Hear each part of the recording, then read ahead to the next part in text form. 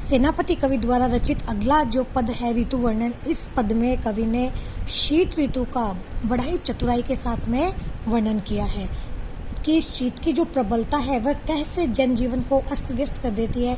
इसी का कवि ने वर्णन किया है। कवि कहते हैं कि शीत को प्रबल सेनापति कोपी चढ़ो दल, कि शीत ऋतु ने जग जीवन पर क्रोध करके चढ़ाई कर दी है। निबल अनल गयो सूर्य सियराई के, और इस कारण शीत की प्रबलता के कारण अनल जो आग है वो निर्बल हो गई है, उसमें गर्मी नहीं रह गई है।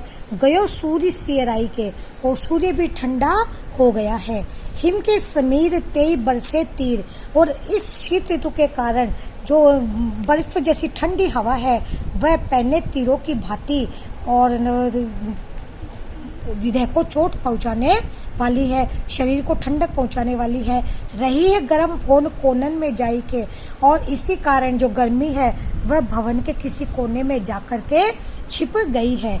कि न शीत के तीरों के कारण जो गर्मी है वह भी डर करके भवन के किसी कोने में जाकर के छिप गई है।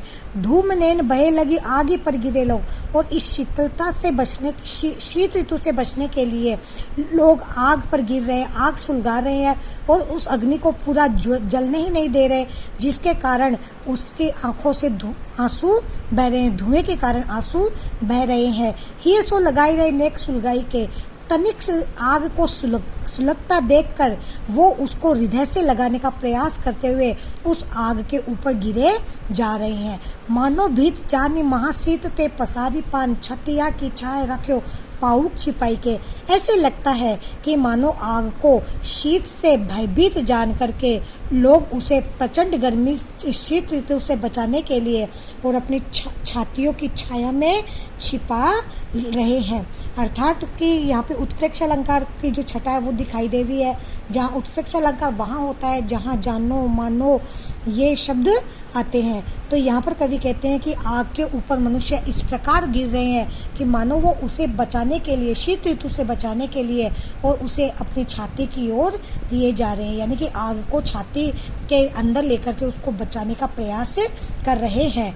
इस पूरे पद में ब्रज भाषा की छटा दर्शनीय है ही, साथ ही साथ यहाँ पर एक भयानक रस की दशा दिखाई देती है, भयानक रस दिखाई देता है। और सियराई के, जाई के, सुलगाई के, छिपाई के में तुकबंदी देख रही है। अनुप्रास के छटा दर्शनीय ही है और उत्प्रेक्ष अलंकार दिखाई देता है।